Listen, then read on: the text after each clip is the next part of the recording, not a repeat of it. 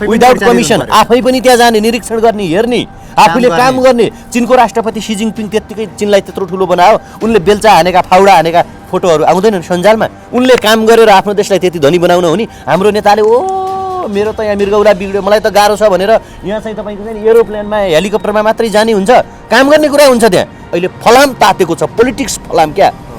यो पावर सबैको एकत्रित गरेर प्रहार गरौँ र नेपालको राजनीतिक हतियारलाई एउटा आकार दिउँ क्या, एउटा सुन्दर वस्तु बनाऊ ताकि जसले काम गर्न सकोस्। अहिलेका राजनीतिक दल जति पनि छन् तिनका नेता तिनीहरू सबै मालिक हुन् र यिनीहरूले कार्यकर्ता रूपी दास र गुलाम बनाइरहेका छन् तपाईँ हामीलाई। त्यसकारण यिनीहरू सबै हाम्रा प्रधान शत्रुहरू हुन्। अघि कुरा आयो नि, प्रधानमन्त्री बिरामी भयो भने राज्यले जिम्मा लिने, तपाईँ यहाँ बिरामी भयो भने कसले जिम्मा लिने? राज्यले लिइरहेछौँ भन्छन् उनीहरू। कहाँ लिएको छ भने क्या उनीहरू त त्यही तपाईँलाई रुगाखोकी लाग्यो, तपाईँ राज्यले जिम्मा लिएको छ? बिरामी हुनुभएको छ कि हस्पिटलमा बेड पाउन नि गाह्रो। तपाईँ बिरामी हुनुभएको छ कि नै?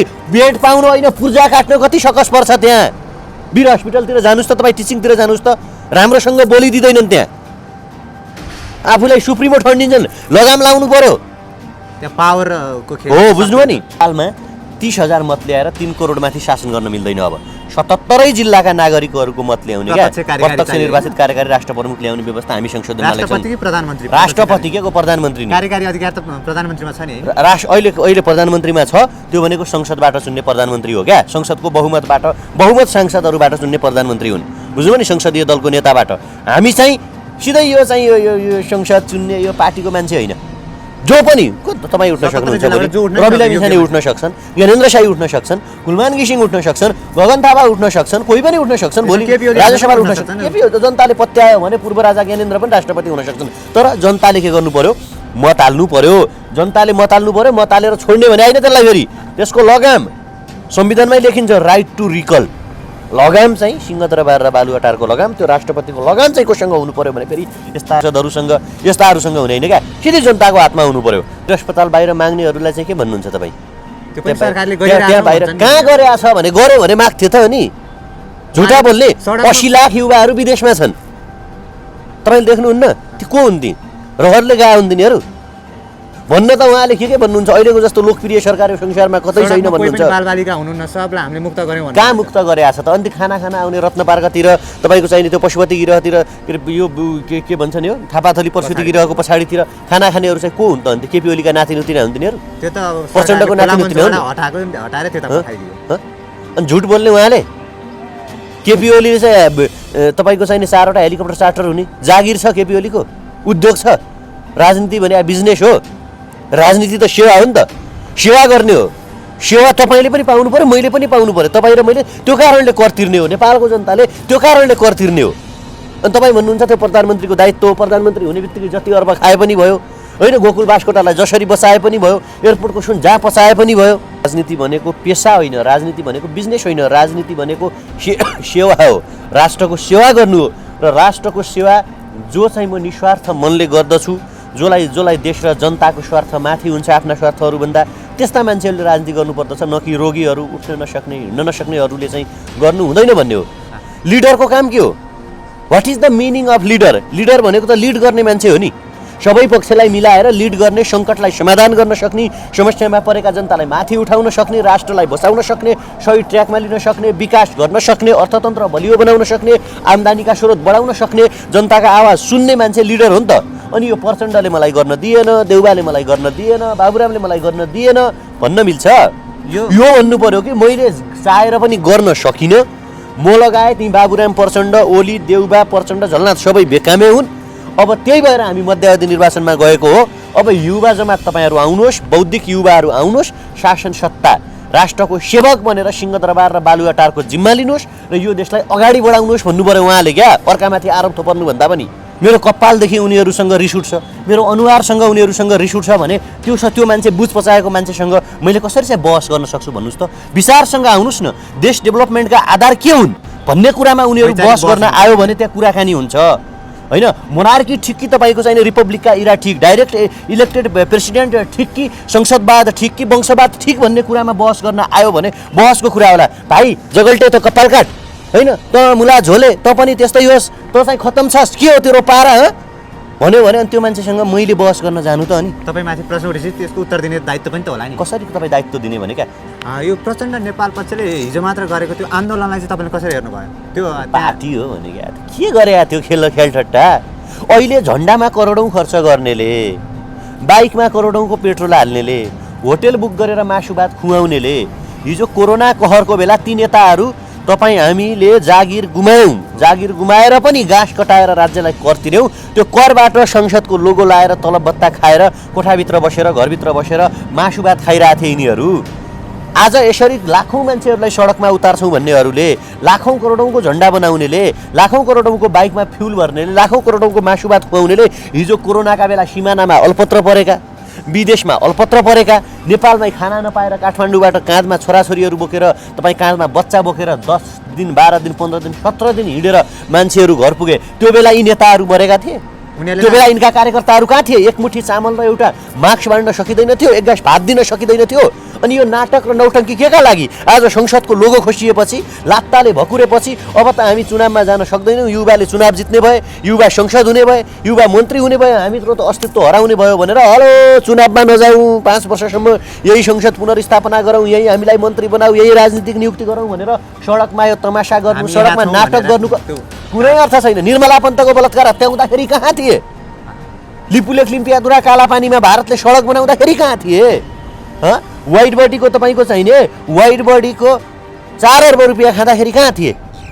गोकुल बास्कोटाले 70 करोड खाँदा कहाँ थिए नारायण काजीले 7 करोड खाँदा कहाँ थिए सफाई पाइसक्यो नि गोकुल बास्कोटा सफाई त भने सर अदालतमा आफ्ना मान्छे राख्ने अख्तियारमा आफ्ना मान्छे राख्ने विश्वविद्यालय प्रमुखमा आफ्ना मान्छे राख्ने मानवाधिकारमा आफ्ना राख्ने सर्वोच्च अदालतको न्यायाधीश आफ्नो बनाउने संवैधानिक आयोगमा आफ्ना मान्छे राखेपछि हुन्छ त अनि लोकतन्त्र भनेको त यही हैन विधि र पद्धतिको कुरा गर्ने हो के को विधि र लोकतन्त्रको विधि र पद्धति भने आफ्ना झोलेलाई चाहिँ अदालत संवैधानिक आयोगका प्रमुख राख भनेको छ कि तपाईँको चाहिँ प्रतिस्पर्धाका आधारमा कामका आधारमा हैन तपाईँको चाहिँ उसले गरेको मूल्याङ्कनका आधारमा उसले पाएका पोइन्टहरूका आधारमा राख भनेको छ अहिलेसम्म लोकतन्त्रको अपव्याख्या नगर्नु लोकतन्त्रलाई कुरूप तरिकाले यिनीहरूले व्याख्या गरे क्या अपव्याख्या गरे आफू अनुकूल व्याख्या गरे केपी ओलीले जे चाह्यो त्यो लोकतन्त्र भयो खड्गा ओलीले जे चाह्यो त्यो लोकतन्त्र भयो विधि अनुसार पद्धति अनुसार शासन अनुसार संविधान अनुसार लोकतन्त्र त भएन नि त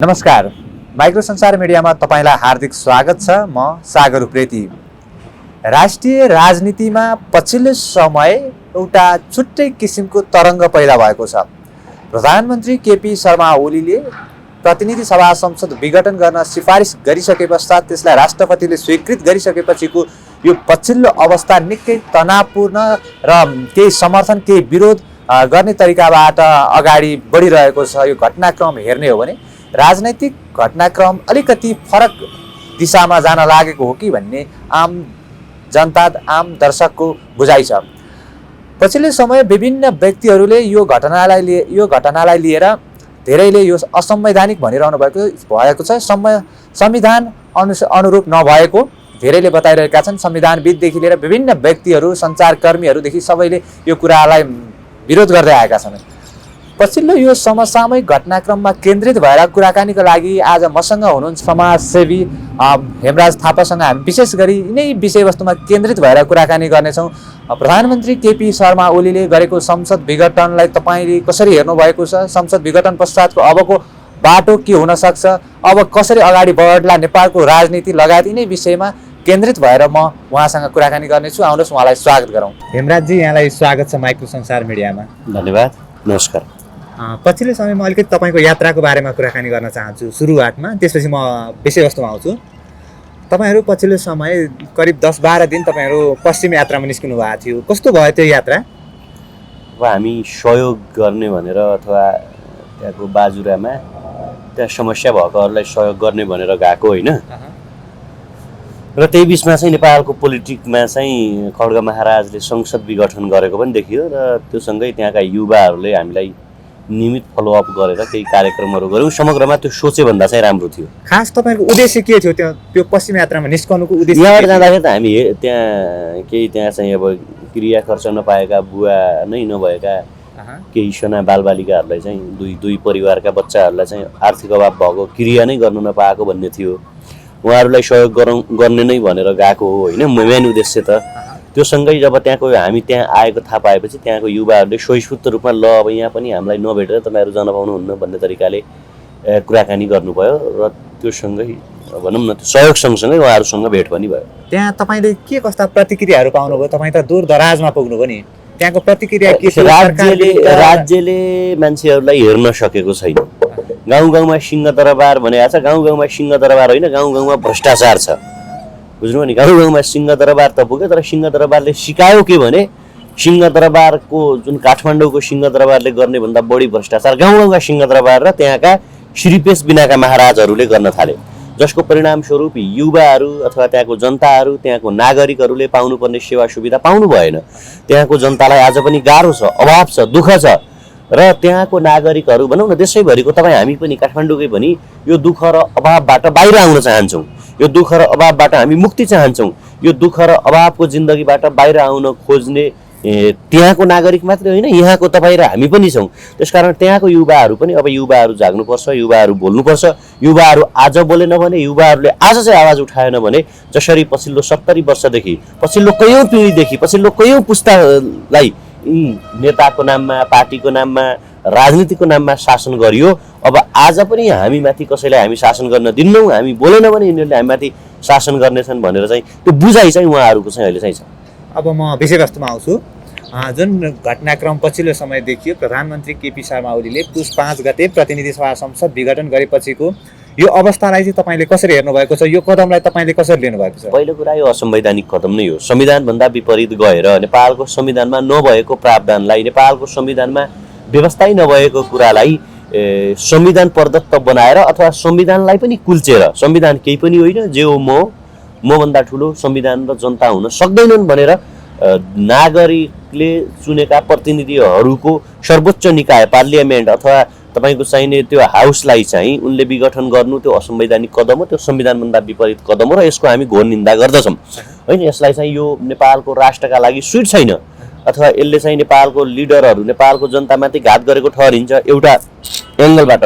अर्को एङ्गलबाट के थियो भने संसद केका लागि अथवा राजनीतिक दल केका लागि वा चाहिँ विकास केका लागि भन्दाखेरि अथवा के पोलिटिक्स केका लागि, सरकार केका लागि भन्दाखेरि विकासका लागि, डेभलपमेन्टका लागि, रोजगारीहरू दिनका लागि, जनताको कुरा सुन्नका लागि जुन पार्लियामेन्ट हाउसले, जुन प्रधानमन्त्रीले, जुन सरकारले, जुन नागरिकहरूले चाहिँ तपाईँको जनताको कुरा सुन्दैन, जुन हाउसले जनताको सम्बोधन गर्दैन, रोजगारी दिँदैन, युवाहरूको माग सम्बोधन गर्दैन भने त्यसले चाहिँ बसेर लोगो लगाएर तलब भत्ता खाएर गाडी चढेर जनताले तिरेको करमाथि मस्ती र मोज गर्नुभन्दा त्यो विघटन भएको राम्रो। तर विघटन लिगलाइज्ड फ्याक्टबाट हुनु पर्थ्यो। विघटन के हुनु पर्थ्यो भने ठिक छ, संविधानमा संसद विघटनको प्रावधान नहोला, या केही नेताहरूलाई अहिले हामी 5 वर्षसम्म भयो भने भ्रष्टाचार गर्न पाउँथ्यौँ, तलब वसुल्न पाउँथ्यौँ, भत्ता खान पाउँथ्यौँ होइन भन्ने थियो होला। तर केपी ओलीले के भन्नु पर्थ्यो भने म यो संसदको प्रधानमन्त्री हो, बहुमत प्राप्त प्रधानमन्त्री हो र मैले जनतालाई बाचा गरे अनुसार ग्यासहरू, चुलाका पाइपलाइनहरू होइन, त्यसै गरी हावाका बिजुलीहरू अनि पानी जहाज, रेल, कोठा कोठामा खाना पुगाउन सकिन। अब तपाईँहरू जस्तो युवाहरू 10-15 जना कति छन् प्रतिनिधि युवाहरू आउनुहोस्, के कसरी अगाडि बढ्ने, अब चाहिँ यो देशको जिम्मा लिनुहोस् तपाईँहरू भनेर उनले चाहिँ युवाहरूलाई बोलाएर एउटा चाहिँ काम चलाउ होइन, अथवा आफै प्रधानमन्त्री रहेर बाँकी मन्त्रीहरू चाहिँ त्यो किसिमका युवाहरूलाई चाहिँ राखेर ल वैशाखमा चाहिँ चुनाव गर्ने, अब युवाहरू चुनावमा जानुहोस् र हामी बुढापाका, भ्रष्ट, रोगी, नसक्ने युवाहरूलाई, नेताहरूलाई चाहिँ चुनावमा हराएर तपाईँहरू अगाडि बढ्नुहोस् भनेको भए त्यसलाई नेपालको युवाले स्वीकार गर्थे। हस्तान्तरण गरेर तपाईँको चाहिँ उही मान्छेहरूलाई चाहिँ असंवैधानिक बाटोबाट संविधानलाई चाहिँ लत्याएर संविधानमा कु गरेर प्रतिनिधि सभा विघटन गरिसकेपछि, संसद विघटन गरिसकेपछि रातारात गए गुज्रेका तपाईँका चाहिने बुढा रोगी मान्छेहरूलाई फेरि उनले चाहिँ के बनायो भने मन्त्री बनाए।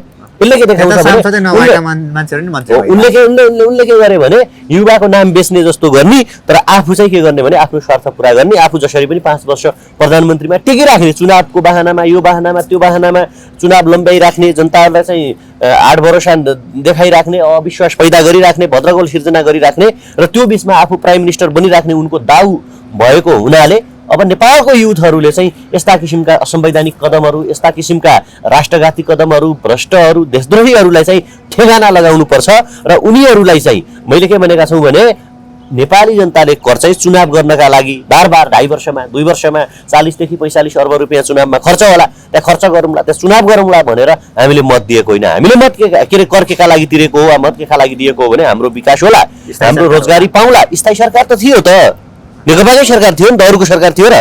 नेकपाकै सरकार थियो। हामी रोजगारी पाउला होइन, नेपालको शिक्षा राम्रो होला, सबैले राम्रो खाले शिक्षा पाउलान्, सबैले स्वास्थ्य पाउलान्, बाटोघाटो पिचोला, अस्पतालहरू खुल्लान्, तपाईँको चाहिने कृषिमा अनुदानहरू आउला होइन, राम्रो राम्रो काम होला भनेर हामीले कर तिर्ने। अनि कर चाहिँ उनीहरूले कसैले मृगौला फेर्नमा प्रयोग गर्ने, कसैले चाहिँ हेलिकप्टर होला नि त। राज्यको अब प्रधानमन्त्री भइसकेपछि त्यही त हामीले के मृगौला फेर्नु?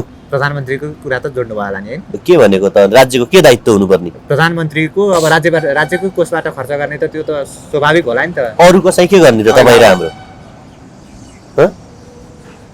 वीर अस्पताल बाहिर माग्नेहरूलाई चाहिँ के भन्नुहुन्छ तपाईँ? त्यो पनि सरकारले कहाँ गरेर छ भने गर्यो भने माग्थ्यो त नि, झुटा बोल्ने। 80 लाख युवाहरू विदेशमा छन्, तपाईँले देख्नुहुन्न? ती को हुन्? ती रहरले गए हुन् तिनीहरू भन्न त उहाँले के भन्नुहुन्छ? अहिलेको जस्तो लोकप्रिय सरकार संसारमा कतै छैन भन्नुहुन्छ। बालबालिका हुनुहुन्न, सबलाई हामीले मुक्त गर्यौँ भने कहाँ मुक्त गरेछ त? अनि खाना आउने रत्नपार्कतिर, तपाईँको चाहिने त्यो पशुपति गिरहतिर, यो के भन्छ नि, यो थापाथली पशुपति गिरहको पछाडितिर खाना खानेहरू चाहिँ को हुन् त? अन्त केपी ओलीका नातिनुतिर हुन् तिनीहरू? त्यो त प्रचण्डको नातिनुतिर हटाएर त्यता पठाइदियो। अनि झुट बोल्ने उहाँले। केपी ओली चाहिँ तपाईँको चाहिने 4वटा हेलिकप्टर चार्टर हुने जागिर छ केपी ओलीको, उद्योग छ। राजनीति भने बिजनेस हो, राजनीति त सेवा हो नि त, सेवा गर्ने हो। सेवा तपाईँले पनि पाउनु पर्यो, मैले पनि पाउनु पर्यो, तपाईँ र मैले त्यो कारणले कर तिर्ने हो, नेपालको जनताले त्यो कारणले कर तिर्ने हो। अनि तपाईँ भन्नुहुन्छ त प्रधानमन्त्रीको दायित्व हो, प्रधानमन्त्री हुने बित्तिकै जति अर्ब खाए पनि भयो होइन, गोकुल बास्कोटालाई जसरी बचाए पनि भयो, एयरपोर्टको सुन जहाँ पचाए पनि भयो।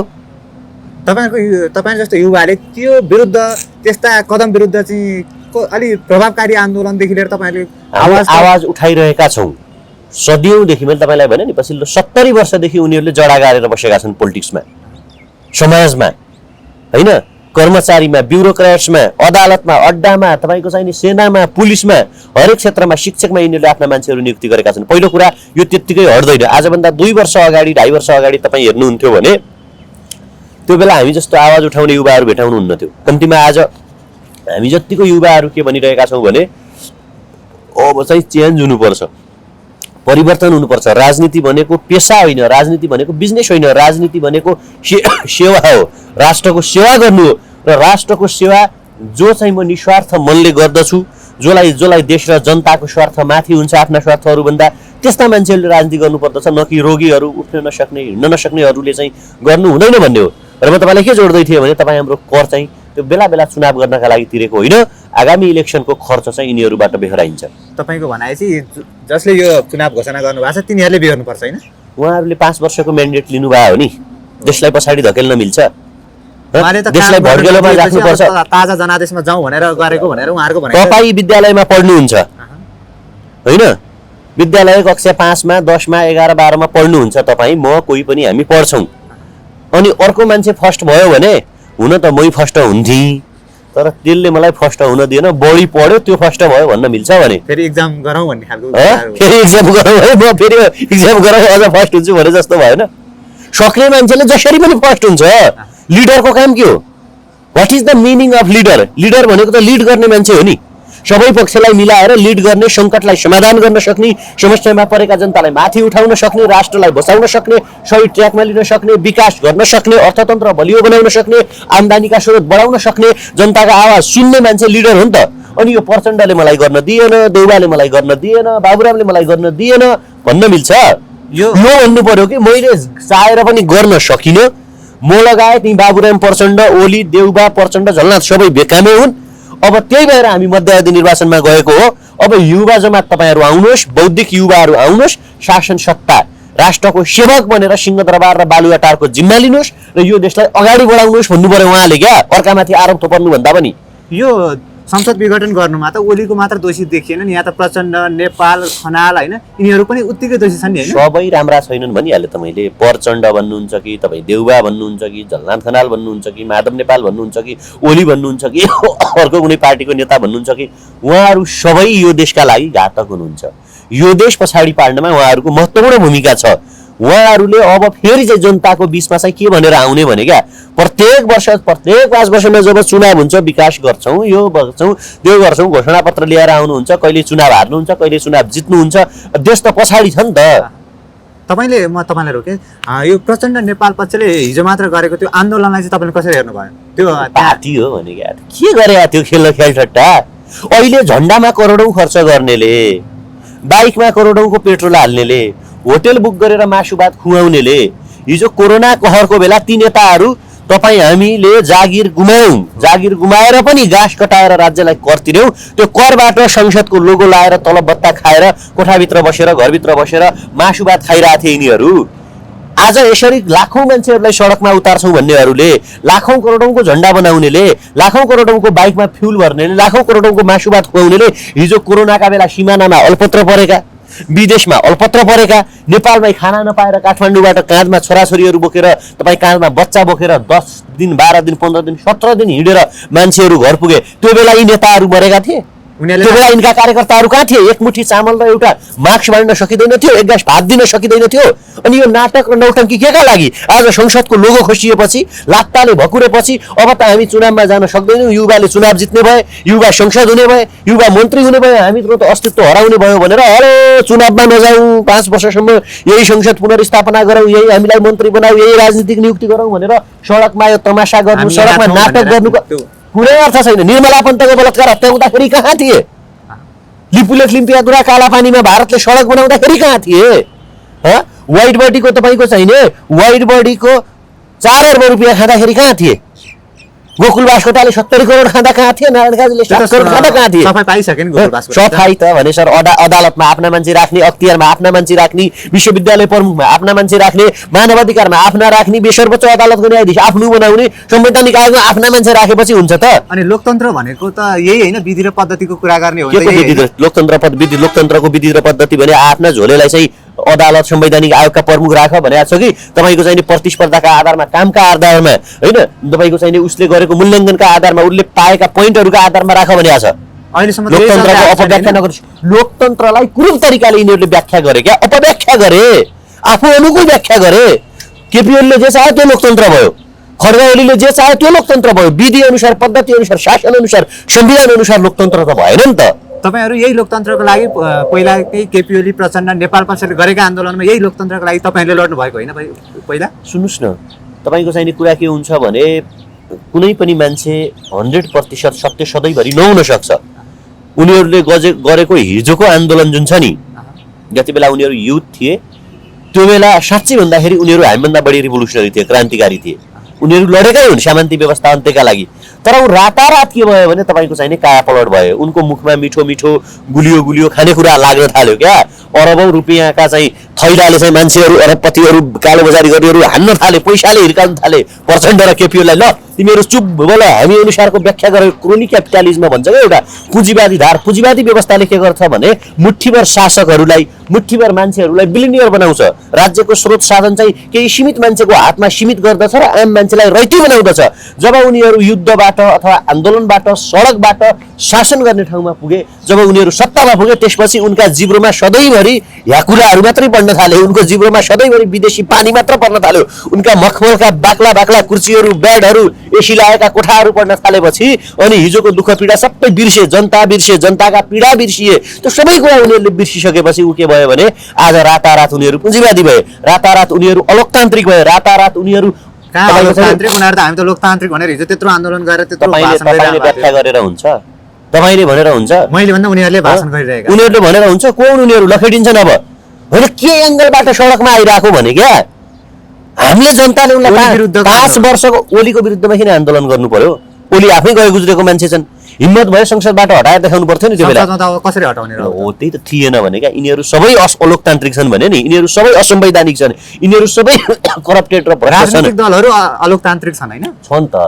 के गर्नुहुन्छ अब यहाँ लोकतान्त्रिक चाहिँ को छ तपाई म हेर्ने दर्शकहरु खिचिरहेको मित्र हामी सबै लोकतान्त्रिक मान्छे हो तपाईलाई लोकतन्त्र चाहिएको छैन तपाईलाई भात चाहिएको छैन तपाईलाई रोजगारी चाहिएको छैन हामीलाई खाना चाहिएको छैन अनि हामीले स्ट्रगल नगर्ने हामीले संघर्ष नगर्ने हामी शासित मात्र हुने जहिले पनि तपाईँ त्यही ओली देउवा प्रचण्ड बाबुराम भट्टराई केपी ओलीको माधव नेपाल झलनाथ खनालको झन्डा बोक्न चाहनुहुन्छ कि तपाईँ चाहिँ यो राष्ट्रको झन्डा बोक्न चाहनुहुन्छ, यो देश बनेको हेर्न चाहनुहुन्छ? अझै पनि ती झन्डा बोक्नेहरू मान्छे चाहिँ रहेछ नि, देखियो नि। यस्तो छ अब त्यो तपाईँको चाहिने मैले भने नि पछिल्लो 70 वर्षदेखिको एउटा ह्याङ, 70 वर्षदेखिको एउटा धङधङी सजिलै हट्दैन क्या, सजिलै छुट्दैन। तपाईँ हामी बोल्न थालेको त 2.5 वर्ष भयो, लाग्छ 5 वर्ष लाग्ला अझ।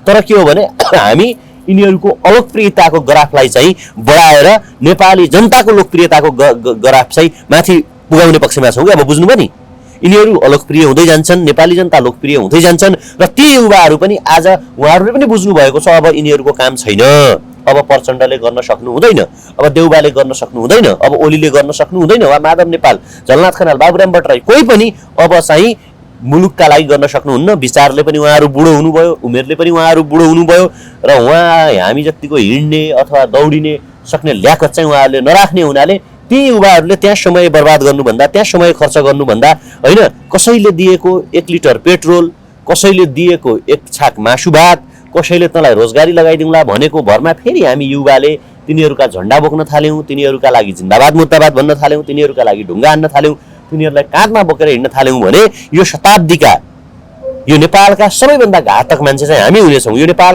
पछाडि पार्नुमा अरू कसैको भूमिका नरहेर हाम्रो भूमिका रहनुको नाताले ती युवा मित्रहरूसँग पनि अब के भन्दछौँ भने हामी, उहाँहरू पनि हाम्रो कम्युनिकेसनमा हुनुहुन्छ, उहाँहरू पनि हामीसँग सञ्चार गरिराख्नु भएको छ। अब चाहिँ एकचोटि यिनीहरूलाई चाहिँ धक्का दिउँ र युवा विचार, युवा आइडियोलोजी, युवा लिडर भनेको नेता होइन कि राष्ट्रका सेवकहरू हुन् भन्ने मानकलाई स्थापित गर्नका लागि एकचोटि तपाईँ हामी सबैजना चाहिँ एक हुन चाहिँ आवश्यक छ। आम जनता, आम दर्शकले अब के कुरामा कसरी पत्याउने, किनभने तपाईँहरू पनि अहिले यो आवाज उठाइरहनु भएको छ। योभन्दा कडा आवाज त प्रचण्ड ओलीले योभन्दा अगाडि उठाएका थिए। प्रचण्ड नेपालले उनीहरू उठाएको आवाजमा होला केही गर्ला नि त भनेर जनताले त्यो ठाउँमा पनि पुर्याइदिए। अहिले तिनीलाई फाल्नको लागि फेरि त्योभन्दा ठुलो आन्दोलनको आवश्यकता पर्यो भनेपछि जनताले कसरी विश्वास गर्ने, के हिसाबमा अगाडि बढ्ने? कुरा के हो भने तपाईँ हामी सबैजना पोजिटिभ हुनुपर्छ, आशाले बाँच्ने हो मान्छे। कसरी भनेदेखि तपाईँ आज 1000 कमाउनुहुन्छ, हामी आज 1000 कमाउँछौँ भने भोलि 1500 रुपियाँ कमाउँला। आज चाहिँ सानो साइकल चढेर हिँड्छौँ भने भोलि बाइक चढाउँला भनेर मान्छेले सङ्घर्ष गर्ने हो, मेहनत गर्ने हो। 1 नम्बर 2 कुरा, यो संसारमा सबै मान्छे केपी ओली जस्ता, सबै मान्छे प्रचण्ड जस्ता, सबै मान्छे बाबुराम, देउबा, माधव नेपाल, झलनाथ जस्ता निकम्मा हुँदैनन्, भ्रष्टाचारी हुँदैनन्। मदन भण्डारी, किशुनजी, गणेशमान, पुष्पलाल श्रेष्ठ, बिपी कोइराला, महेन्द्र, पृथ्वीनारायण शाह जस्ता मान्छे पनि नेपालमा जन्मेका थिए। नम्बर 3 कुरा, रावण थिए भने राम पनि थिए। रावणको मात्रै राज्य त थिएन नि त, राम जस्ता त्यागी र महापुरुष पनि थिए संसारमा। कंस थिए भने कृष्ण थिए, कौरव थिए भने पाण्डवहरू थिए, हिटलर, मुसोलिनी होइन, तपाईँको चाहिने यस्ता किसिमका कुख्यात तानाशाहहरू थिए भने गान्धी, मण्डेला, अब्राहम लिङ्कन, त्यसै गरी तपाईँको चाहिने Martin Luther King, Karl Marx, Mao Tse tung जस्ता मान्छेहरू पनि थिए। मैले भन्न खोजेको कुरा के हो भने रात हुन्छ भने दिन पनि हुन्छ। र तपाईँले भने जस्तो एउटा प्रश्न हो, भोलि तपाईँहरू बिग्रिनुहुन्न भन्ने ग्यारेन्टी के? तपाईँहरू केपी ओली प्रचण्ड जस्तो हुनु हुँदैन भन्ने ग्यारेन्टी के? लामो प्रश्न हो यो। मान्छेले कति पत्याउनेहरूलाई भन्ने छ, दुःख मानेको छ मान्छेले। तर कुरा के हो भने हामीले आश गर्न, सङ्घर्ष गर्न त छोड्नु भएन नि त, राम्रोका लागि हिँड्न र दौडिन त छोड्नु भएन नि त। र अर्को कुरा के छ भने अहिलेको नेताहरू करप्टेड भयो भन्ने छ। हामीले के भनेका छौँ भने अब नेपालको संविधान संशोधन गरेर करप्सन, राज्यको 1 रुपियाँ पनि करप्सन गर्यो भने त्यो म नै किन नहो, त्यो तपाईँ नै किन नहो, त्यो हामी मध्येको कोही नै किन नहोस्, स्वतन्त्र छानबिन आयोग बनाएर यो अघिल्को अख्तियार जस्तो आफ्ना पार्टीका मान्छे राख्ने होइन कि स्वतन्त्र नागरिकहरूले चिताएका पात्रहरू अथवा त्यो किसिमका 4-5 जना मान्छे जनताले चुन्ने किसिमको बनाउनु त, वा जनताले चुन्ने नबनाए पनि त्यो छुट्टै खाले छानबिन आयोग बनाउने क्या त्यो। र त्यो आयोगले चाहिँ राज्यको 1 रुपियाँ पनि यदि भ्रष्टाचार गरेको ठहर गर्दछ भने त्यो मान्छेलाई मृत्युदण्ड दिने व्यवस्था बनाउने। देशको प्रधानमन्त्री नै किन नहोस्, देशको राष्ट्रपति नै किन नहोस्, लागू गर्न सकिँदैन, बलात्कारलाई त्यो माग गर्दा त गर्न सकिँदैन भने संविधान संशोधन गर्ने भने नि त हामी नै माग गरेर हो।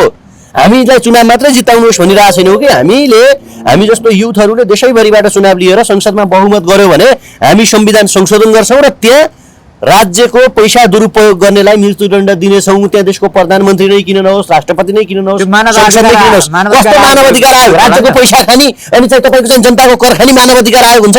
अनि निर्मला पन्तले अहिलेसम्म न्याय पाएकी छैनन्।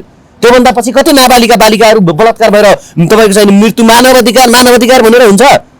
अपराधीको के को मानव अधिकार? जसले जानी केपीओलीले भ्रष्टाचार गर्यो भने उनलाई भ्रष्टाचार गर्नुहुन्न भन्ने थाहा छ, मानव अधिकारभन्दा ठुलो होइन, अदालतभन्दा माथि होइन प्रधानमन्त्री भने बनिरहेको छ नि त, म होलान्। तर के भने उनी अदालतभन्दा माथि बनेर, राष्ट्रभन्दा माथि बनेर, मानव अधिकारभन्दा माथि बनेर करप्सन गर्छन् भने भोलि त्यो ठाउँमा म पुग्छु अनि मैले अहिले यस्तो चिल्ला भाषण गर्ने गफ दिने, भोलि म त्यहाँ पुगेर टन्नै हँसुन्न थाल्यो भने मलाई लगाम कसले लगाउने? त्यहाँ गएपछि त नियमै चेन्ज गरिदिने हुन्छ नि तपाईहरु। हुँदैन भने क्या हुँदैनन्। त्यसकारण म के भन्दैछु भने सुन्नुहोस्, संविधान संशोधन गरेर भ्रष्टाचारी र नाबालिका बलात्कारी हत्यारा, नाबालिका भनेका साना बच्चीहरूलाई बलात्कार गरेर हत्या गर्छन्, यिनीहरूलाई चाहिँ मृत्युदण्ड दिने। अर्को कुरा यो संसद विघटन गर्ने नगर्ने, हलाना गर्ने फलाना गर्नेलाई पुरै कोल्याप्स गरेर यसलाई ध्वस्त पारेर नेपालमा 30,000 मत ल्याएर 3 करोड माथि शासन गर्न मिल्दैन। अब 77 जिल्लाका नागरिकहरूको मत ल्याउने प्रत्यक्ष निर्वाचित कार्यकारी राष्ट्र प्रमुख ल्याउने व्यवस्था हामी संशोधनमा ल्याउँछौँ। राष्ट्रपति कि प्रधानमन्त्री? राष्ट्रपति के को प्रधानमन्त्री नि? कार्यकारी अधिकार त प्रधानमन्त्रीमा छ नि। अहिले प्रधानमन्त्रीमा छ, त्यो भनेको संसदबाट चुन्ने प्रधानमन्त्री हो क्या। संसदको बहुमत सांसदहरूबाट चुन्ने प्रधानमन्त्री हुन्, बुझ्नु नि, संसदीय दलको नेताबाट। हामी चाहिँ सिधै यो चाहिँ यो संसद चुन्ने यो पार्टीको मान्छे होइन। जो पनि तपाईँ उठ्न सक्नुहुन्छ, रविला मिसाले उठ्न सक्छन्, ज्ञानेन्द्र शाही उठ्न सक्छन्, गुलमान घिसिङ उठ्न सक्छन्, गगन थापा उठ्न सक्छन्, कोही पनि उठ्न सक्छन्, भोलि राज्यसभा उठ्न सक्छन्। केपीओली त जनताले पत्यायो भने पूर्व राजा ज्ञानेन्द्र पनि राष्ट्रपति हुन सक्छन्। तर जनताले के गर्नु पर्यो? मत हाल्नु पर्यो। जनताले मत हाल्नु पर्यो, मत हालेर छोड्ने भने होइन त्यसलाई फेरि त्यसको लगाम संविधानमै लेखिन्छ, राइट टु रिकल। लगाम चाहिँ सिंहदरबार र बालुवाटारको लगाम, त्यो राष्ट्रपतिको लगाम चाहिँ कोसँग हुनु पर्यो भने फेरि यस्ता संसदहरूसँग यस्ताहरूसँग हुने होइन क्या, सिधै जनताको हातमा हुनु पर्यो। राइट टु रिकल 2.5 वर्षसम्म जनतालाई बाचा गरे अनुसार होइन, जनताको इच्छा र चाहना अनुसार काम गरेन भने फिर्ता बोलाउने। मानौँ कि 51% मत ल्याएर राष्ट्रपति बन्यो, 49% मत विपक्षमा हुन्छ, अलरेडी हुन्छ।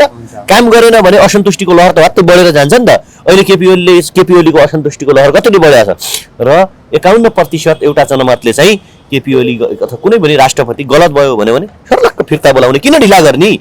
ढिला चाहिँ किन गर्ने? जनताले काम गर्दैन भने अवस्था हुन्छ बिचमै। संविधानमा लेखिन्छ भने त्यही त हो व्यवस्था भनेको। यसकै लागि त लडौँ भनेका छौँ। अहिलेसम्म फेरि त छोडौँ, प्रधानमन्त्री त बनायौँ, तर त्यसको लगामै भएन क्या। जता गए पनि भयो, तल चुनावका बेला भोट हालेर पठाइदियौँ, त्यसपछि चाहिँ हामीले त्यसको लगाम हातमा लिएनौँ। यो व्यवस्था गर्छौँ हामी। तपाईँ भन्नुहुन्छ नि तपाईँलाई पत्याउने आधार के भन्दाखेरि अर्को हामी के गर्छौँ भने ह्युमन डेभलपमेन्ट इन्डेक्स हुन्छ, मानव विकास सूचाङ्कहरू हुन्छन्, जसले चाहिँ मान्छेको चाहिँ के गर्छ भने तपाईँको चाहिने समस्त कुराहरूको लेखाजोखा गर्दछ। त्यसमा 3टा कुरा पर्दछन्। एउटा मान्छेलाई जीवनमा चाहिने कुरा पनि 3टा हो। सोसियलिस्ट पाटो अर्को होला, ह्याप्पिनेसको पाटो अर्को होला, अथवा चाहिँ अरू कुनै एस्थेटिकको पाटो अर्को होला।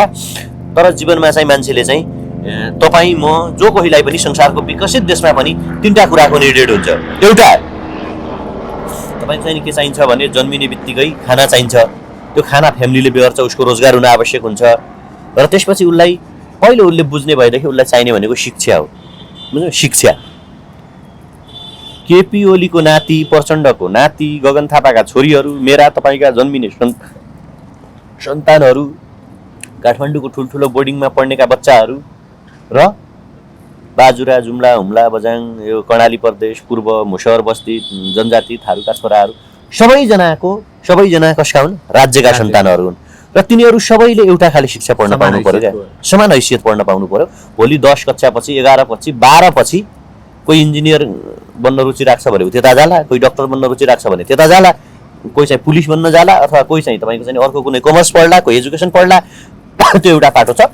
तर चाहिँ शिक्षा त्यो जिम्मा कसको हुन्छ भने राज्यको हुन्छ। जसरी एउटा घरमा बच्चा जन्मेपछि त्यसको जिम्मा आमा बुवाको भए जस्तै राज्यभित्रका बच्चाको जिम्मा त राज्यको हो नि त। त्यो शिक्षा मानव विकास सूचाङ्कमा पर्छ। अर्को स्वास्थ्य। प्रधानमन्त्री अघि कुरा आयो नि, प्रधानमन्त्री बिरामी भयो भने राज्यले जिम्मा लिने, तपाईँ बिरामी भयो भने कसले जिम्मा लिने? राज्यले लिइरहेछौँ भन्छन् उनीहरू। कहाँ लिएको छ भने क्या उनीहरू त त्यही तपाईँलाई रुगाखोकी लाग्यो, तपाईँ राज्यले जिम्मा लिएको छ? बिरामी हुनु भएको छ नि, हस्पिटलमा बेड पाउन नि गाह्रो छ। तपाईँ बिरामी हुनु भएको छ कि नै? बेड पाउनु होइन, पूर्जा काट्नु कति सकस पर्छ त्यहाँ। वीर हस्पिटलतिर जानुहोस् त, तपाईँ टिचिङतिर जानुहोस् त, राम्रोसँग बोलिदिँदैनन् त्यहाँ। आफूलाई सुप्रिमो ठन्डिन्छन्, लगाम लाउनु पर्यो त्यहाँ पावरको खेल हो, बुझ्नु नि। र स्वास्थ्य पनि कसको हो भने जिम्मा राज्यको हो क्या। अनि राज्यलाई हामी कर तिर्छौँ, राज्यका लागि हामी काम गर्छौँ। 8 घन्टा 10 घन्टा कति घन्टा राज्यले हामीलाई काम गराउँछ। जब हाम्रो सबै बच्चाहरूको पढ्ने जिम्मा राज्यले लिन्छ भने, हाम्रो सबै स्वास्थ्यको जिम्मा राज्यले लिँदछ भने, र तेस्रो कुरा रह्यो शिक्षा फेरि राज्यको होइन, राज्यले जिम्मा लिने, स्वास्थ्य राज्यले जिम्मा लिने। अब तपाईँलाई चाहियो खान र लाउन, त्यो तपाईँलाई के चाहियो? रोजगार चाहियो क्या। आवास त पर्दै पर्दैन, घर छन् हामी सबैसँग। नेपालको हैसियत, नेपालको कन्डिसनमा सबैसँग जग्गा छ, सबैसँग गर्छन्। तेस्रो कुरा रोजगारी। यो रोजगारी पनि राज्यले जिम्मा लिने हो भने न तपाईँले करप्सन गर्नुपर्छ न मैले करप्सन गर्नुपर्छ। किनकि केपी ओलीको पनि रोजगारी हुन्छ, मेरो पनि रोजगारी हुन्छ, अर्को कोही पनि मान्छेको रोजगारी हुन्छ। 80 लाख विदेशिएका युवाहरूको पनि रोजगारी भयो भने अब कसैलाई करप्सन गर्न आवश्यक छ? अनि राज्यले मलाई जहाँ खटाओस् त्यसपछि तपाईँको बच्चाको जिम्मा राज्यले लिएको छ, तपाईँ आमा बुवा घर परिवार सबै छोराछोरीको स्वास्थ्यको जिम्मा राज्यले लिएको छ, तपाईँको रोजगारीको जिम्मा राज्यले लिएको छ भने राज्यले ल अरू तेस्रोमा काम गर्न जा भने तपाईँ जानुहुन्न? 8 घन्टा काम गर्न? यहाँदेखि कोरिया काम गर्न जाने, हामी इन्डिया काम गर्न जाने, दुबई काम गर्न जाने। ल साथीहरू, लप्सी फेरिदेखि राटामाटा हुँदै तपाईँको चाहिने बुटोलसम्मको त्यो रेलमार्ग चाहिँ त्यो सडक मार्ग हामी आफै खनौँ भन्यो भने 10 लाख युवा काम गर्न जाँदैनन् अहिले त्यहाँ?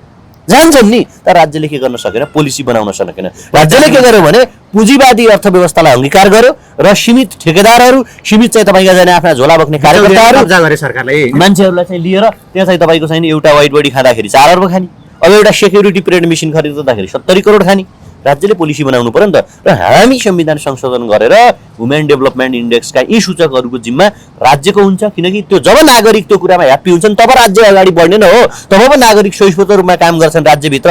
तपाईँको रोजगारीको जिम्मा दिए राज्यले लिएन भने त विदेश जानु पर्यो भाइ, पैसा कमाउनु जानु पर्यो कि परेन? आफ्नो छोराछोरीलाई, उनीहरूका छोराछोरी काठमाडौँको नामुद बोर्डिङमा पढिरहेछन्, तपाईँ हाम्रा छोराछोरी खुट्टामा चप्पल नलाएर अनि तल पनि निलो प्यान्ट माथि निलो सर्ट, यहाँ काखीमा चाहिँ च्यात्तेका गाथा लिएका क्यापी च्यातेर यहाँ पछाडि साथतिर पनि तपाईँको चाहिँ च्यातिएको प्यान्टमा टालो हालेको लाएर स्कुल जाने भयो भने त्यसको लागि राम्रोका लागि त हामीले देश छोड्नु पर्यो नि त। देश छोडेर विदेश जानु पर्यो, अर्काको देशमा ठेला उठाउनु पर्यो, लास हुन्छ, केही हुन्छ भनेपछि यो कुरा चाहिँ हामी राज्यको अनिवार्य दायित्व गर्नेछौँ। यति कुरा राज्यको दायित्व भइसकेपछि कुनै पनि कर्मचारीले, कुनै पनि नागरिकले, कुनै पनि मान्छेले भ्रष्टाचार गर्न आवश्यक छैन। त्यति गर्दा गर्दा पनि भ्रष्टाचार गर्यो भने अनि के? डेथ पेनाल्टी, अनि मृत्युदण्ड। हेर्नुहोस् है, यसरी हामीले परिकल्पना गरेका छौँ। अब तपाईँ भन्नु होला पैसा कहाँबाट आउँछ, कसरी देश डेभलपमेन्ट हुन्छ? नेपालको युवाहरू, नेपालका नागरिकहरू पृथ्वीका 220वटा देश जति छन् त्यो देशमध्ये सबैभन्दा बढी मेहनतीको हामीसँग पर्याप्त जग्गा छ, जमिन छ, होइन? उत्पादन कृषिमा आधारित देश हो नि त। हामीलाई चाहिने मासु, खुर्सानी, दाल, चामल, तेल, नुन किन विदेशबाट ल्याउने? यो कृषिको त कुरा जोडिहाल्नु। पहिलो कुरा सुन्नुहोस्, होइन? त्यो चाहिँ नेपालमा उत्पादन गर्ने सबै है सजिलो छ, केही छैन। जब शिक्षा, स्वास्थ्य, रोजगारी, भ्रष्टाचार रोकेर राज्यका युवाहरूलाई राज्यले जिम्मा लिन्छ भने ल युवाहरू अब तपाईँहरू यहाँ चाहिँ कृषिमा काम गर्नु सही भन्यो भने काम गर्नु पर्यो त। राज्यले तपाईँको शिक्षा, स्वास्थ्य र रोजगारीको जिम्मा लिन्छ भने तपाईँको मेरो पनि त दायित्व भयो त। 8 घन्टा काम गरिदिनु पर्यो राज्यका लागि। त्यो राज्यका लागि होइन, आफ्ना लागि हो। राज्यले हामीलाई रोजगारी पनि दियो, हामीलाई स्वास्थ्य पनि फ्री गर्यो, हाम्रा सन्ततिको शिक्षा पनि फ्री गर्यो भने अनि मैले बसी बसी खान्छु भन्न पाउँछ? पाउँदैन नि। मैले पनि काम त गर्नु पर्यो नि त। अनि हामी कुनै पनि यो स्वास्थ्य के तपाईँको चाहिने कृषिजन्य उत्पादन एक पनि विदेशबाट हामी नेपाल ल्याउँदैनौँ। पहिलो कुरा, अब कुनै ठुलो चाहिँ अब नेपालमै नफल्ने चिज कसैलाई खान मन लाग्यो भने ल्याउला है, एक। दोस्रो कुरा, चीन र भारत संसारको शक्तिशाली राष्ट्र छन् अहिले, हो? उनीहरूलाई के चाहिएको छ? बिजुली चाहिएको छ। तपाईँले थाहा पाउनु भयो कि नै? उनीहरूले रोडमा यो शिक्षामा लगानी लगाउँदैनन्, उनीहरूले जलविद्युतमा लगानी लगाउँछन्। दुईटैले कम्पिटिसन गरेर हुन्छ। पश्चिम सेती, अप्पर कर्णाली, पञ्चेश्वर, कालीगण्डकी, बुढी गण्डकी, अरुण, तेस्रो जति पनि ठुला प्रोजेक्ट भन्नुहुन्छ त्यसमा म लगानी लगाउँछु चाइनाले भन्छ, म लगानी लगाउँछु भारतले भन्छ। किन भन्दाखेरि त्यो त ऊर्जा हो। अहिले ऊर्जा बिना त संसारमा केही कामै छैन। तपाईँ हिटर बाल्ने कि कम्प्युटर चलाउने कि गाडी चलाउने कि नेटवर्क चलाउने कि यो घरहरू बनाउने कि जे गर्ने सबै ठाउँमा के चाहियो? ऊर्जा चाहियो। त्यो ऊर्जा उनीहरूलाई चाहिएको छ।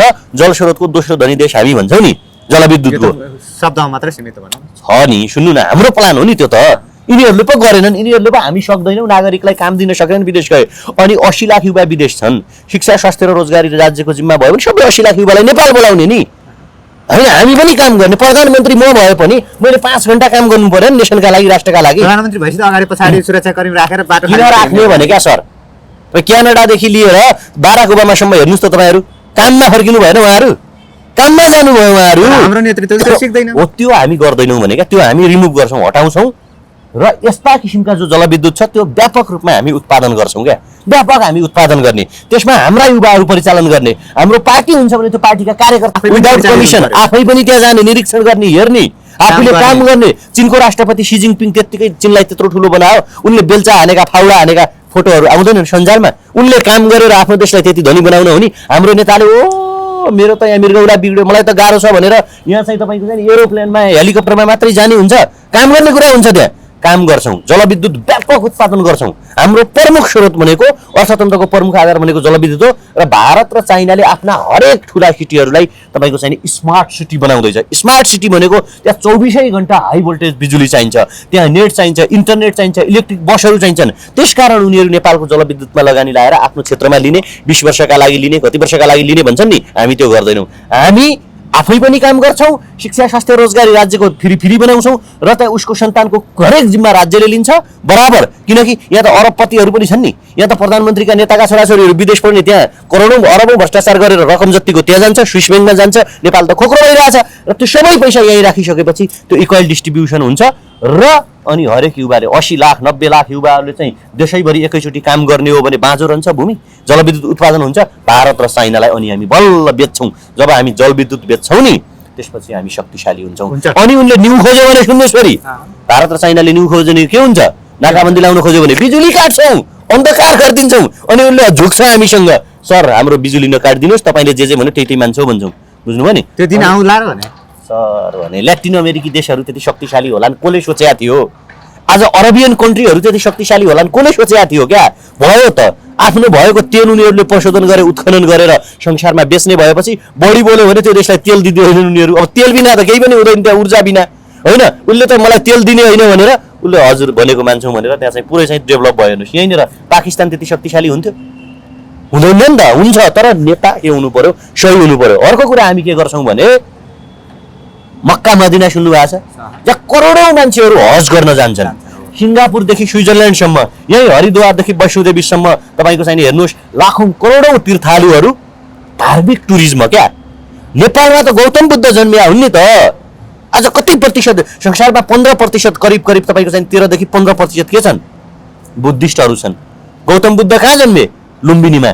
त्यो संसारका 13% बुद्धिस्ट मध्ये 1% मात्रै बुद्धिस्ट नेपाल ल्याउन सक्ने हो भने 1 अर्बभन्दा बढी तपाईँको चाहिँ लगभग 8-10 करोड बुद्धिस्टहरू मात्रै वर्षेनी नेपालको लुम्बिनीको दर्शन गर्न आउने हो भने त नेपालको पपुलेसन कति हो? 3 करोड मात्रै होइन? त्यहाँ गाइडदेखि, त्यहाँ रेस्टुरेन्टदेखि लिएर त्यहाँ विदेशी डलरदेखि सब नेपालमा आउँछ।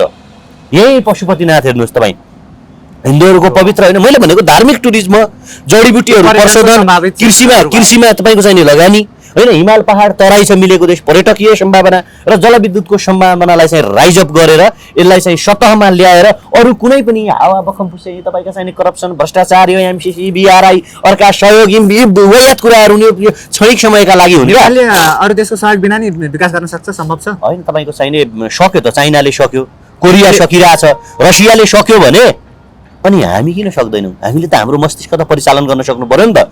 मैले के भने त विकास कसरी गर्ने, युवालाई कसरी एट्र्याक्टिभ बनाउने।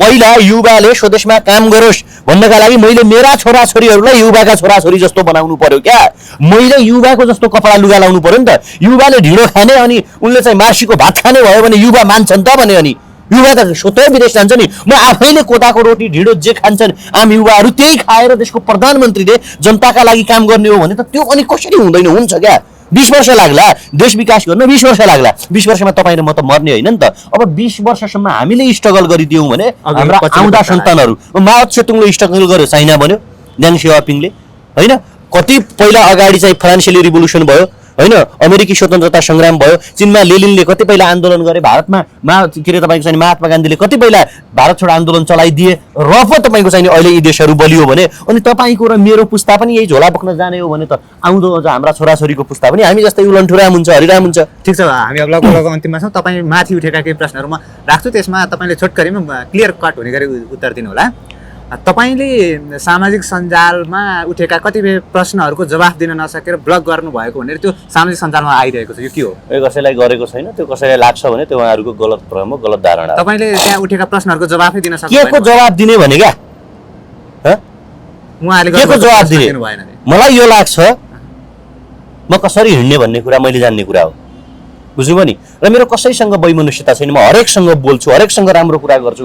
विचारहीन र आइडियोलोजीहीन आदर्शहीन मान्छेहरूले तथानाम गाली गर्न थाले, मेरो कपालदेखि उनीहरूसँग रिस उठ्छ, मेरो अनुहारसँग उनीहरूसँग रिस उठ्छ भने त्यो मान्छे बुझ पचाएको मान्छेसँग मैले कसरी चाहिँ बहस गर्न सक्छु भन्नुहोस् त? विचारसँग आउनुहोस् न, देश डेभलपमेन्टका आधार के हुन् भन्ने कुरामा उनीहरू बहस गर्न आयो भने त्यहाँ कुराकानी हुन्छ। होइन मोनार्की ठिक कि तपाईँको चाहिँ रिपब्लिकका इरा ठिक, डाइरेक्ट इलेक्टेड प्रेसिडेन्ट ठिक कि संसदवाद ठिक कि वंशवाद ठिक भन्ने कुरामा बहस गर्न आयो भने बहसको कुरा होला। भाइ जगल्टे त कपाल काट होइन, त मुला झोले त पनि त्यस्तै होस्, त चाहिँ खतम छस्, के हो तेरो पारा हो भन्यो भने अनि त्यो मान्छेसँग मैले बहस गर्न जानु त अनि तपाईँमाथि प्रश्न उठेपछि त्यसको उत्तर दिने दायित्व पनि त होला नि। कसरी तपाईँ दायित्व दिने भने क्या तपाईँ बाटोको किनारा तपाईँ बाटोमा हिँडिराख्नु भएको छ, बाटोमा हिँडिराख्नु भएको छ, हामी हिँडिरहेका छौँ, बाटो किनारामा कोही 10-15 जना मान्छे उभिएर तपाईँलाई हामीलाई ढुङ्गा वर्षाउँछन् भने त्यो ढुङ्गा टिपेर उतातिर हान्ने हो कि हामीले आफ्नो बाटो छल्ने हो? जो केही गर्न सक्दैन उसले बाटो किनारामा उभिएर अरूमाथि ढुङ्गा प्रहार गर्छ। हामी के भनिरहेका छौँ, युवाहरू एक हौँ भनिरहेका छौँ, उहाँहरू कहाँ सुनियोजित तरिकाले कहाँ आइराख्नु भएको छ भने मेरो कपालसँग आउनुहुन्छ। हेर्नुहोस् है समस्या यहाँ छ।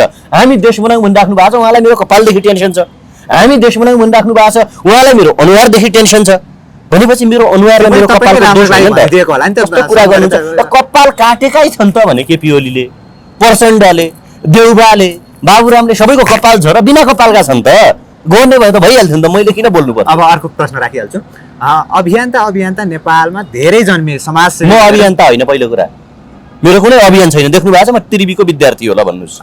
यो अभियन्ता समाजसेवी यिनीहरू धेरै जन्मिए नेपालमा। तिनीहरूमा पहिला सुरुमा एकजुट हुने, त्यस पश्चात भागभण्डा नमिले, त्यहाँभित्र कुरो नमिल्ने, अनि फुटेर अनि दायाँ बायाँ जाने, एकअर्कालाई आरोप प्रत्यारोप गर्ने यो किन चलिरहेको छ? मैले कहीँ कसैलाई आरोप लगाएको तपाईँले देख्नु भएको छैन होला। कुनै पनि भिडियोमा देखाउनुहोस्, म बोल्न छोडिदिन्छु। मैले कुनै पनि अभियन्ता गलत छ भनेको भए नम्बर 1 कुरा। नम्बर 2 कुरा, जसले अभियान खोलेर मिल्नु भएन त्यो उहाँहरूलाई सोध्नु होला। अनि त्यस्ता छ एकीकृत हुन त पर्यो नि अभियन्ता। सुन्नुहोस् न, म भन्दैछु आउँदैछु। म के भन्दैछु भने म अहिले ट्युको विद्यार्थी हो, पढिरहेको छु। मेरो पहिलो काम पढ्ने हो है। आज पनि जब म पढाइ कम्प्लिट गर्छु त्यसपछि सोध्छु, पढ्दै मेरा रहरहरू मारेर घुम्न जाने इच्छा चाहनाहरूलाई किल गरेर होइन, अरू कुनै ठाउँमा जाने रमाइलो गर्ने हाम्रो उमेरका युवाहरू जान्छन् नि त, पढ्ने कलेजका युवाहरू गइरहेका छन् नि, त्यो सबै इच्छा र चाहनाहरूलाई तिलाञ्जली दिएर मैले पढाइभन्दा बाँकीको समय नेसनका लागि दिइरहेको छु। होइन मैले दिने हो, मैले सकेको गर्ने हो, म गरिरहेको छु। मलाई लाग्छ यतिले पुग्दैन, यो कम्प्लिट भयो भने होइन कि म अझ बढाउँदै लाग्ला यो दायरालाई। सुरुवात हो। अनि जो अभियन्ताहरू हुनुहुन्छ, जो मिलिराख्नु भएको छैन, जो टुटिराख्नु भएको छ, जो अभियानको नाम दिएर फलानु अभियानको म प्रमुख हुँ, त्यसको संयोजक हुँ भनिराख्नु भएको छ, उहाँहरू किन मिल्नुहुन्न? त्यो प्रश्न तपाईँ चाहिँ गएर उहाँलाई सोध्नु होला। दर्शकहरूलाई पनि आग्रह छ, उहाँहरूलाई पहिला सोध्नु होला। मैले सबैको नाम लिएको छु। हेर्नुहोस्, जति पनि अभियन्ता छन् त्यो अभियन्ताहरू एक हुनुहोस् तपाईँहरू। अब हामी कसरी एक भएर काम गर्नुहोस् भनिरहेको छु। मेरो इक्जाम छ पौषको, तपाईँको माघको 2 देखि 4 सम्म मेरो एउटा डिग्री त्यो दिन फाइनल हुँदैछ। त्यसपछि म बल्ल चाहिँ तपाईँको चाहिँ के गर्छु भने त्यसपछि के गर्ने म डिटर्मिनेसन गर्छु। बुझ्नुभयो नि? पहिलो प्राथमिकता मेरो पढाइ हो नि त। म आफै पढेको छैन, म आफै फेल भएको छु भने मलाई कसले मान्छ? सर पहिला त मेरो पढाइ कम्प्लिट हुनु पर्यो होइन। र जसले अभियान खोलेर मिल्नु भएन, टुक्रिनु भयो, छुट्टिनु भयो, एकअर्कालाई गाली गर्नुभयो, गरिराख्नु भएको छ, यो चाहिँ गलत हो। र म पनि गर्न सक्थेँ होला। मलाई धेरै मान्छेले नेतृत्व तपाईले गर्न सक्नुहुन्छ। मलाई गाली गर्नुहुन्छ धेरै मान्छेले, अथवा हेमराज यस्तो भन्नुहुन्छ, कमेन्टमा पनि गाली गरिराख्नु भएको छ।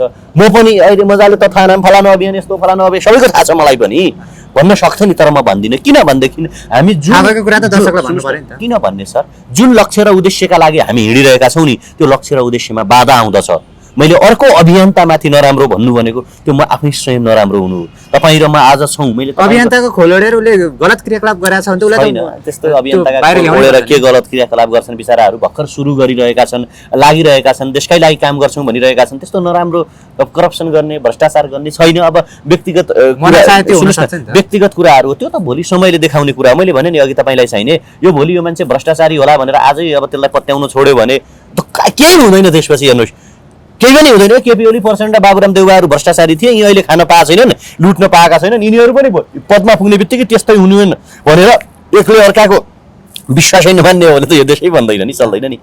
र मैले के भन्दै थिएँ भने कसैको हामीले विरोध गर्न आवश्यक छैन। र अभियन्ता साथीहरू जो हुनुहुन्छ कृपया तपाईँहरू अभियानको पसल खोलेर बसिराख्ने हो र नेसनका लागि काम गर्ने हो। मेरो त कुनै पद छैन नि, छ त देख्नु भएको छ। मेरो कुनै पद छैन, मेरो कुनै अभियान छैन, तर पनि हामी बोलिरहेछौँ, हामी खुट्टा फुटाइरहेछौँ, हामी बोलिरहेछौँ नि। अभियान बिना पनि बोलिदो रहेछ नि त, पद बिना पनि बोल्न सकिदो रहेछ नि त।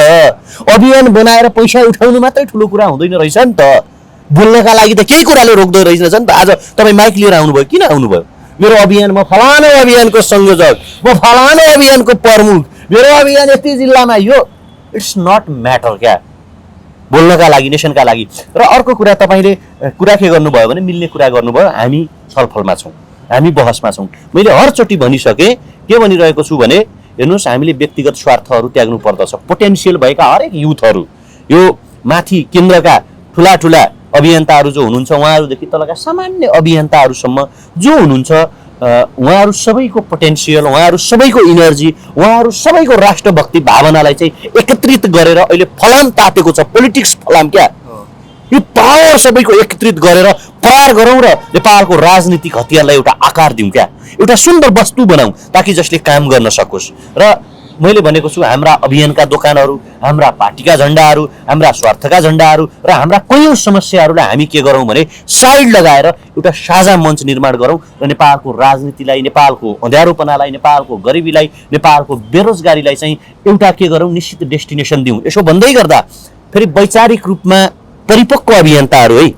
होइन, अब मिल्दैन। कोही चाहिँ अब मोनार्कीको कुरा गर्छ अथवा वंशवादको कुरा गर्छ, म लोकतन्त्रलाई मान्दैन, म त निरङ्कुशतालाई ल्याउँछु भन्छ भने त्यस्तो अभियन्ताहरूसँग त कसरी एक हुन सकिन्छ? एउटा वैचारिक कुरा पनि हो नि त, विचारको कुरा। हामी प्रत्यक्ष निर्वाचित कार्यकारीको कुरा गर्छौँ, युवाको सर्वसत्ताको कुरा गर्छौँ, कुलमान घिसिङ, रवि लामी छानेहरू जस्ता मान्छेहरू पोलिटिक्सको नायक बन्नुपर्छ, देशको राजा बन्नुपर्छ भन्ने पक्षमा कुरा गर्छौँ। कोही चाहिँ वंशवादलाई मान्दछ, वंशीय सिस्टमलाई म ल्याउँदछु र ऊ प्रमुख हुनुपर्छ, म तलको हनुमान भक्त बन्नुपर्छ, जय जय गर्कर गर्ने श्री 5 सरकारको जय भन्ने मान्छे हो म भन्छ भने त्यो मान्छेसँग हाम्रो एकता हुन सक्दैन।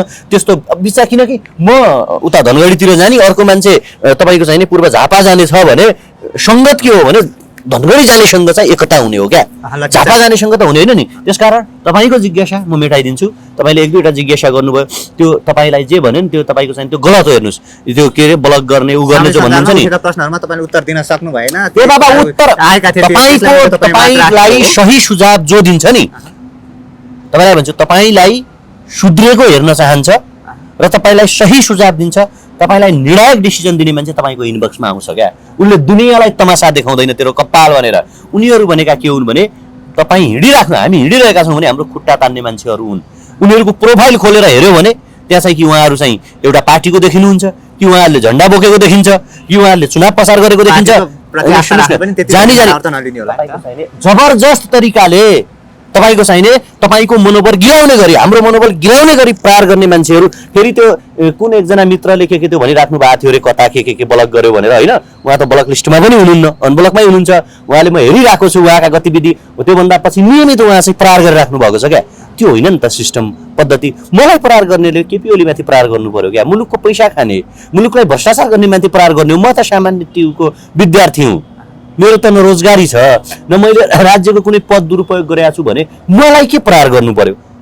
मेरो कपालसँग उहाँको के दुःख हो? मेरो कपाल मन पर्दैन होला, मेरो अनुहारमा पिम्पलहरू आएर बिग्रेको छ उहाँहरूलाई मन पर्दैन होला, होइन? तर मैले उहाँहरूको विरोध त गरेको छैन नि त। मैले त मेरो देशको प्रधानमन्त्रीलाई प्रश्न सोधे हो। मेरो देशको प्रधानमन्त्रीलाई प्रश्न त मैले सोध्न पाउँछु नि त। मेरो देशको प्रधानमन्त्री जसले जनताको, मेरो देशका सांसद, मेरो देशका कर्मचारीहरू जो जनताको तलब तिरेको करबाट तलब भत्ता खान्छन्, तिनीहरूलाई पो मैले प्रश्न सोधे हो। मैले मार्केटको अभियन्तासँग प्रश्न त सोधेको छैन नि त। अब मसँग मात्र दुईटा प्रश्न राख्छु तपाईँसँग, यसलाई छोटो दिनु होला, अलिक हामी लामोमा गइसकेका छौँ, अन्तिममा छौँ।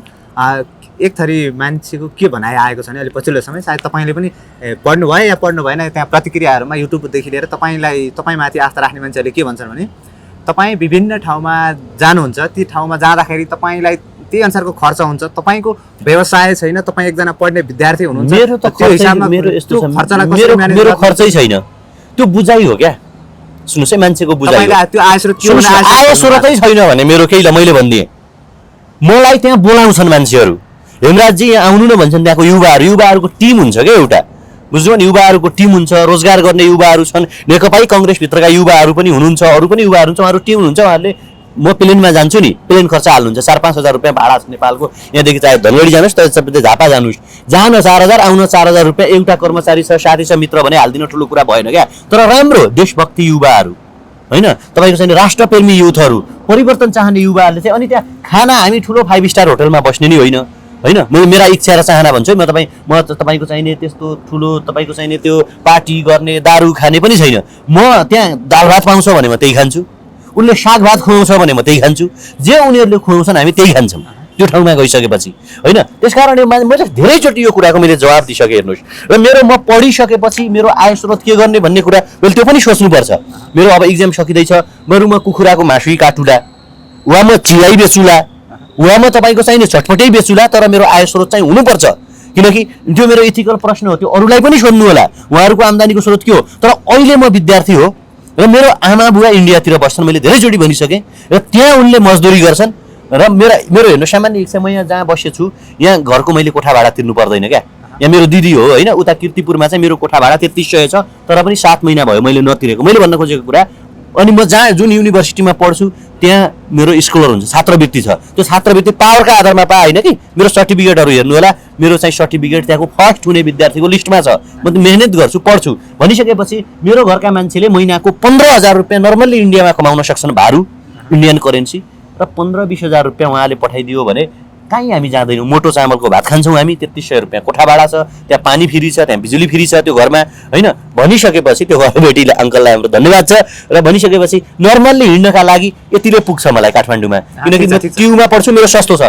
र अर्को कुरा तपाईँले भन्नुभयो नि, अनि म त्यहाँ जहाँ जान्छु त्यहाँ प्लेन भाडा उहाँले दिनुहुन्छ, त्यहाँको चाहिँ तपाईँको चाहिँ बाइकमा बसाउनु उहाँले हुन्छ, त्यहाँको युवाहरूले यो केटो त ठिक रहेछ, यसले राष्ट्रका लागि बोलेको छ, यसको विचार हामी सुन्छौँ भनेर उहाँले भन्नुहुन्छ भने अब विरोध गर्नेहरूले कि उहाँलाई पनि नगर, हेमराज अपराधी हो, यो चोर हो, फटा हो, यो डाका हो, यसलाई चाहिँ मारिदेऊ अथवा यसलाई चाहिँ ल केटा भन्नु पऱ्यो।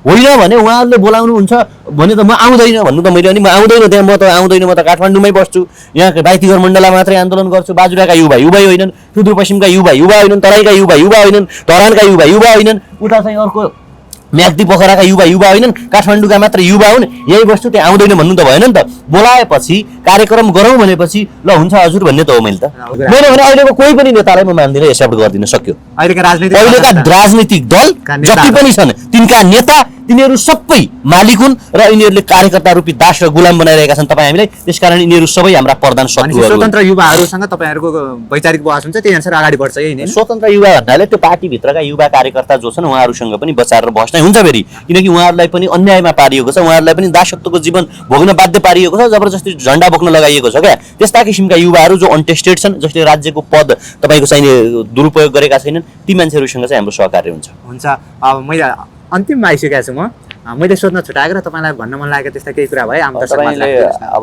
धेरै कुरा अनौपचारिक कयौँ कुराहरू भयो तपाईँसँग, यो पहिलो नै अन्तर्वार्ता होला यसरी बोलेको चाहिँ होइन। अब तपाईँले प्रश्न पनि सोध्नुभयो, प्रश्नाउने मौका पनि पाइयो, आशा छ अब जतिले हेर्नुहुन्छ यो कुरा बुझ्नुहुनेछ क्या।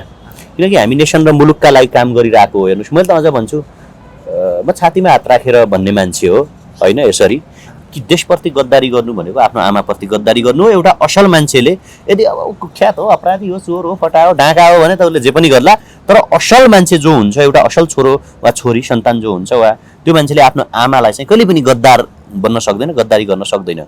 र मेरो कुरा गर्नुहुन्छ भने मैले आज पनि भन्छु, हेर्नुहोस् मेरो कुनै अभियान छैन होइन। मलाई चाहिँ अब तपाईँको चाहिँ कत्रो समस्या पर्छ क्या। मानव सरिता गिरीको काण्डमा जेलभित्र लियो, को आयो त छुटाउन? कोही पनि आएन नि, कुनै नेता आयो न कोही आयो भनेपछि स्वस्फूर्त रूपमा त्यहाँ को गएर छुटाउनुहुन्छ? यस्तै स्वतन्त्र मान्छेहरू जानुहुन्छ, हेमराजलाई चाहिँ जेल हाल्नु हुँदैन भन्नुहुन्छ क्या। भनेपछि मेरो कुनै अभियान नहुँदा अथवा केही नहुँदा म राम्रो गर्ने युवालाई सपोर्ट गरौँ भन्ने मान्छे हो क्या होइन। अब चाहिँ त्यसकारण किन मिल्नुहुन्न भन्ने कुरा चाहिँ जो मिल्नुहुन्न अभियान पहिला खोल्नु भएको छ उहाँहरूलाई सोधौँ। र बाँकी कुरा चाहिँ त्यसो भन्दै गर्दा फेरि म स्किप हुन खोजेको होइन, म भाग्न खोजेको होइन। हामीले चाहिँ काहीँ न काहीँ मिल्नै पर्छ, काहीँ न काहीँ एक हुनै पर्छ। र म भन्छु सबैजना एक हुने पाटोमा चाहिँ मलाई कुनै पद चाहिँदैन। यो देश नै हाम्रो सबैभन्दा ठुलो पद हो, यो देश नै हाम्रो सबैभन्दा ठुलो पद हो क्या सर। यो देशभन्दा ठुलो पद अर्को के हुनसक्छ? तपाईँ हाम्रा सपना, हाम्रा 3 करोड नेपालीहरू, हाम्रा कयौँ युवाहरूभन्दा ठुलो चाहिँ विचारहरूको के हुनसक्छ क्या। त्यसकारण हामी जति पनि जना छौँ मिलौँ। मैले के त्याग गर्नुपर्छ म त्यो त्याग गर्न तयार छु, मेरो व्यक्तिगत तर्फबाट सेक्रिफाइस गर्न तयार छु होइन। म त ट्युमा पढ्छु, मेरो एउटा डिग्री उताबाट भएको छ, यहाँ 2-3वटा डिग्री यहाँबाट हुँदैछन्, मेरो कम्प्लिट हुँदैछ।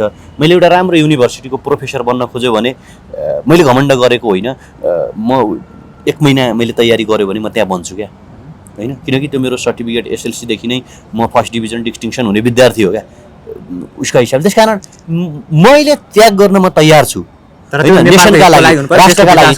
तर त्यो के हुनु पर्यो भने राष्ट्रको हितका लागि हुनु पर्यो, देश हित। मलाई लाग्नु पर्यो कि ऊ मान्छे सही छ, मलाई लाग्नु पर्यो नि त। तपाईँले मलाई किन मान्ने?